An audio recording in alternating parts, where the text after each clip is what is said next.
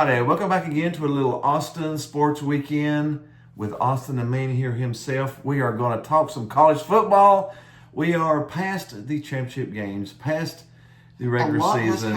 A lot has happened in the last few days, so let's get into it. Let's go ahead and talk about the championship games first. And we'll save that for later. We'll save that for a little bit later. The big Tennessee Vols. Man, this has been a year for Tennessee, but let's talk about those championship games. We had a couple on Friday. What do we have? And both of these games ended up being pretty meaningful. Exactly. Tulane pretty much secured a playoff berth with a pretty good 34-21 win over North Texas. It was a little bit of a touch-and-go game there at the beginning, but Tulane, the green wave, was better than the green. The mean green. The mean green. So, yeah, Tulane, the green wave splashed on the mean green. Welcome to the playoff, Tulane. We sort of knew that they were going to be there. All they had to do was win the game. Was just win the game. The one we didn't know for sure, which had an outside chance, was the next one here. Troy getting thumped by James Madison. James Madison won by 17. That one really wasn't much of a competition. Well, they did their part because they had a secret little... There was a little plan. There was a little, a path for them to get into the playoff with Tulane. Mm-hmm, yeah. Now, remember this year we've only got a 12-team playoff. We really thought that this would be the first year of the 16-team playoff, but we had some butting heads. Panini, Mr. Petiti. It's a Petiti. I call him Panini. Petiti, Patootie, Patati. Petiti, Patootie, Patati. Yeah. Petiti, Patootie, Patati. He basically didn't want it. He's the one who's sort of pulling all the cards right now. Sankey's sort of cowered into the corner and just letting Petiti do whatever he wants to. We went to a 9-team SEC schedule next year, but we still didn't get the 16-team playoff. It really needs to be 16 teams, and we'll talk about that here in just a minute. But we've only got 12 this year. So with Tulane winning, Tulane's spot secured. They're in. With James Madison winning, they've got a route in. But if they get a route in, we're going to have 2 or 3 teams left out. So let's talk about the rest of the games. Let's reveal this game. The ACC championship was the path that James Madison had to take. Yes, there was rumored that if Duke beat Virginia, there would not be any ACC teams in the college football playoff. So for that to happen, that was the doomsday scenario for the ACC, was Duke to beat Virginia and then Miami be left out at the end also, because if you're not sending the ACC championship winner or Virginia, then who are you sending from the ACC?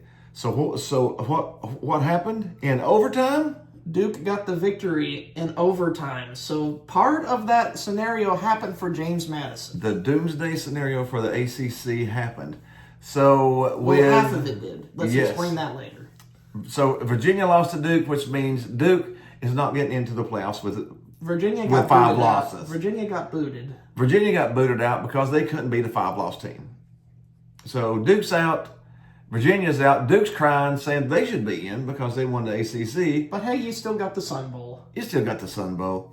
You still got the Pop-Tart Bowl. And you still have a conference championship under your belt. Duke, the ACC conference, not Florida State, not Miami, not Clemson, not Virginia Tech, but Duke. Duke. Not basketball. We're talking football here. Duke won the ACC championship. Isn't Duke having just a swell 2025 so far? Hey, they got you got a new coach in. You got to change the scenery, and you're a better football team. All right, let's talk about the rest of the games. But we know now that Tulane is in, and James Madison has a chance. Well, let's look at the other game. Ohio State and Indiana. This was a slobber knocker. 13-10. Defensive game, huh? You didn't expect a defensive game here. Both Indiana and Ohio really didn't have that tough of a schedule this year. They had a couple of ranked teams, and that was about it. So you really didn't know which one of these teams was better. Ohio State has the better pedigree, the better players, but you didn't know. But Indiana wanted it more at the end. 13-10. Gave up only 10 points to the powerhouse, the Ohio State powerhouse. against a Ryan Day team. And Kurt Cignetti, this 3 years? Well, this is his second year on the job, and he's got Indiana as the number 1 team in the college football playoff. Yeah. With no doubts, because you beat number 1. You beat the number 1, so now you're number 1. How about that Kurt Cignetti story? It just keeps getting... He keeps getting better and better. It keeps getting better and better. I don't know if it actually helped Indiana or not. We'll look at that here in just a second. But Indiana wins. The thing about that, Indiana wins the Big Ten. Duke wins the ACC. That's basketball. That's basketball. All right, let's look at the SEC. Georgia really just thumped Alabama in this game. I'm Time not going to jump get to the the next. monkey off the back. And emphatically. I mean, they did thump them. 28-7. Alabama it got by wasn't that close. midfield, only got by midfield twice. Georgia's defense shut them down. I mean, there was nothing they could do. They couldn't do anything. And Kirby Smart has won back-to-back SEC championships. Back-to-back SEC championships. And their defense is for real. Their offense is still wishy-washy. As long as they get Gunnar Stockton to play consistent from game to game, that's what you need. If they can be consistent, that defense is going to win some games. I mean, when you give up 7 points... And you're hosting, and you don't get a home playoff game, you get a bye. So you get to sit home a week. I just wonder how that affects Georgia here. I don't know. Some teams play better just playing through rather than taking that week off. But if you've got some injuries, you got a little twinge here, a little tweak there, that week off is huge. And Texas Tech gets another bye. I'm not going to spoil it because they emphatically beat BYU again. They beat the living crap out of BYU. In the second half in particular. 34-7. Now that puts BYU out of the playoffs with only 2 losses. And their 2 losses were on the road against highly ranked teams. The only 2 losses they had all season were to Texas Tech and Texas Tech. Yes. And that was it. I mean, Texas Tech, that's it. Both of their losses are Texas Tech. And highly ranked losses. And that was the only ones they have. But that puts Texas Tech in. As a very high seed. So let's go ahead and look at that playoff bracket. And pretty much... Let's go ahead and see. Go ahead and do the ranking first. And we'll see who's in and who's out. We know Indiana's number 1. Indiana is number 1 in the playoffs. Ohio State still is number 2.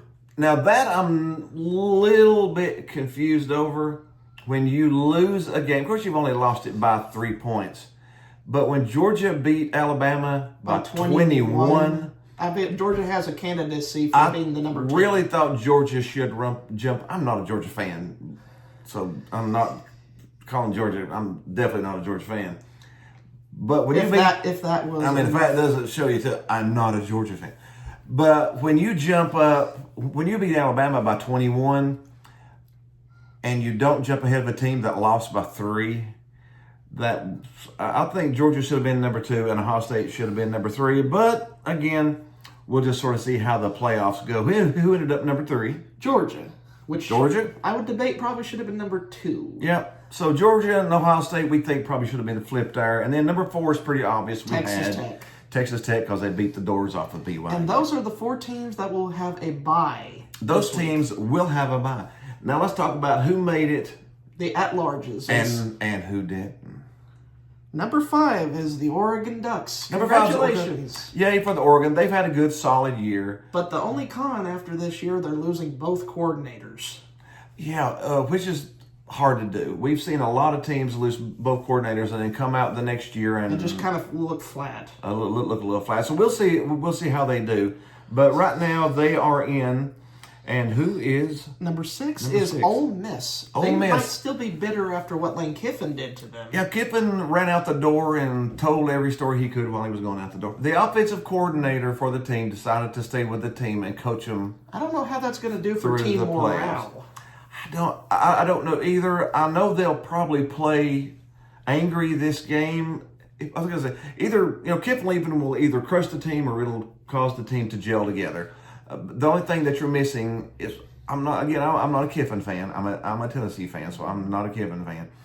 But he's got a great offensive mind.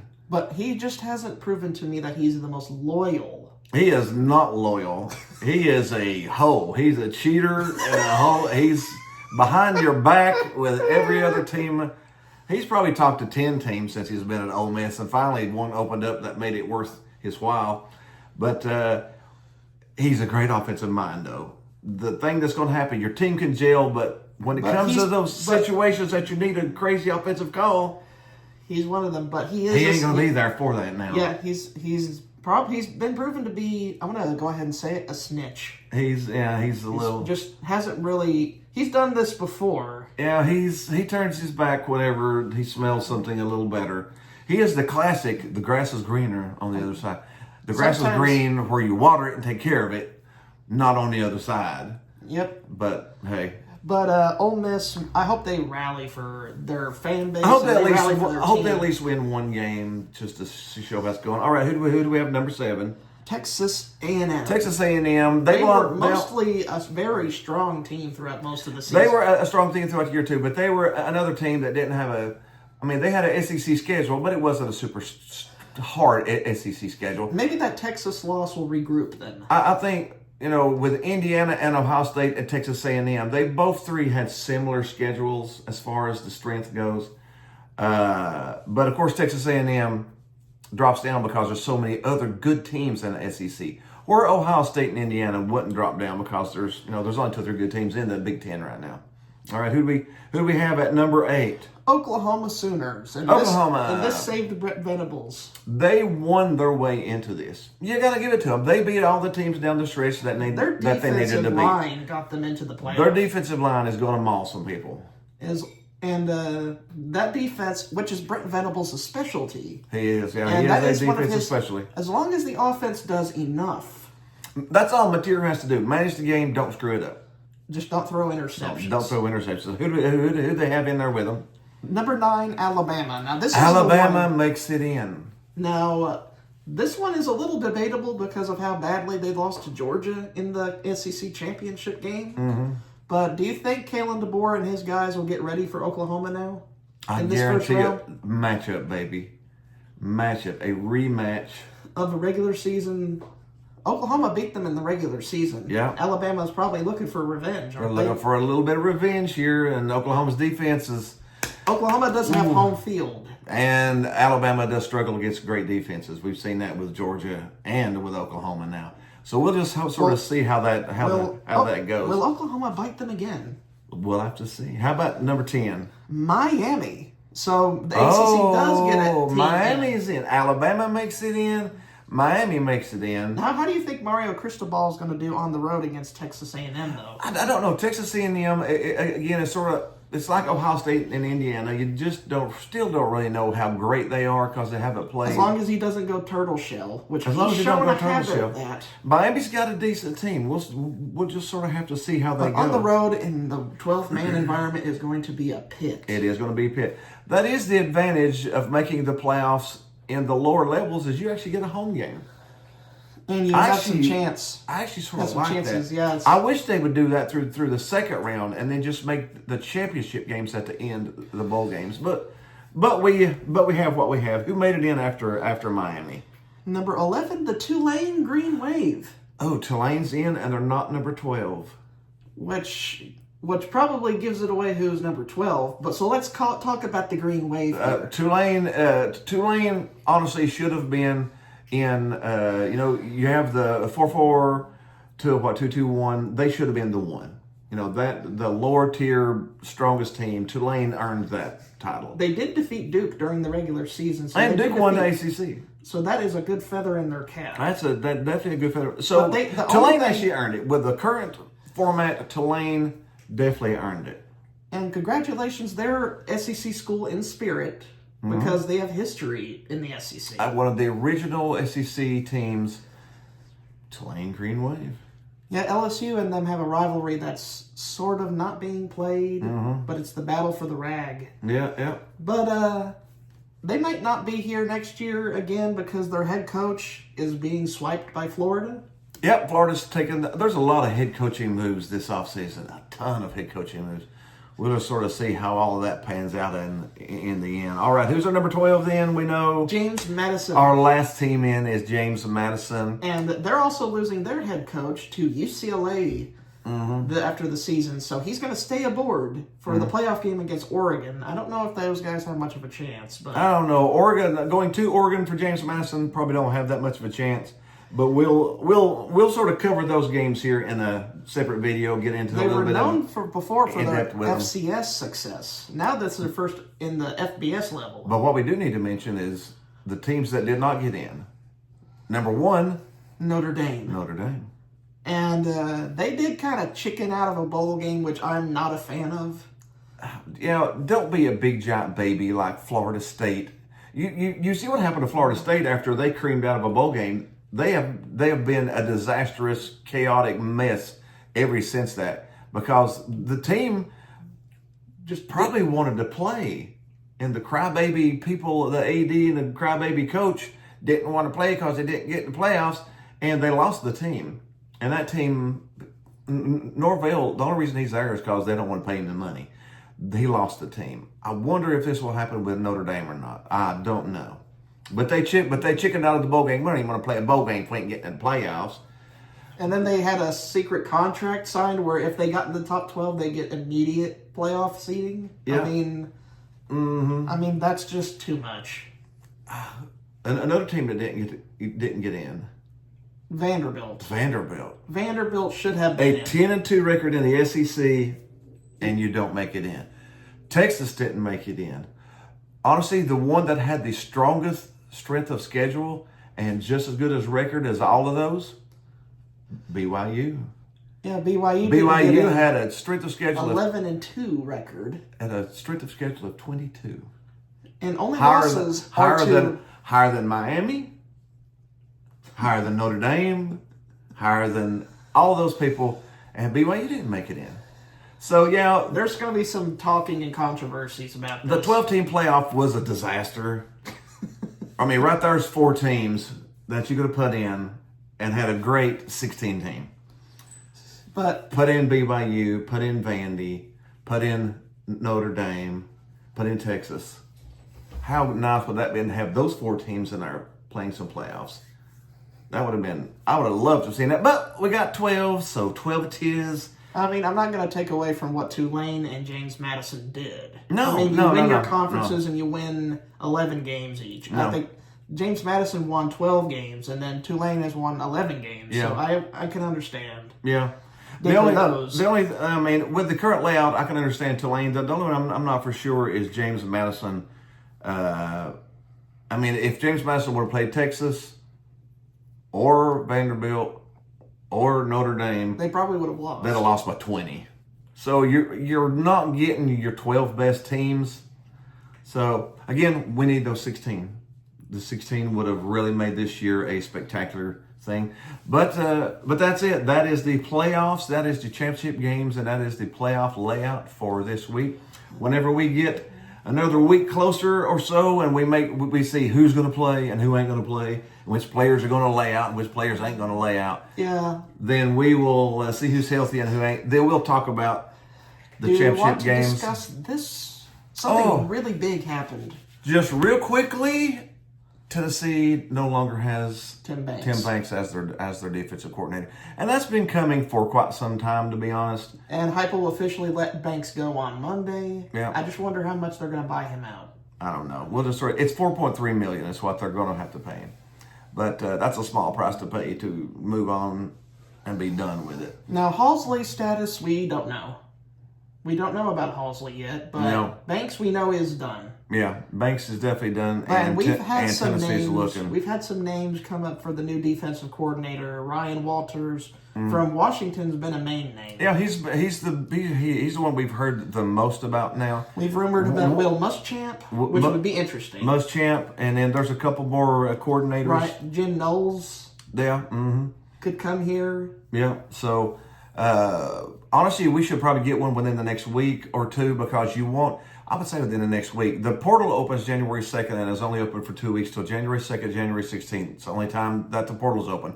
So you need a coach in a couple weeks before the portal opens to start talking to kids and saying, come on over here. If you ain't got anybody in there, they can't say, come on over here. So I'm expecting within the next week that Tennessee fills up that defensive coordinator spot.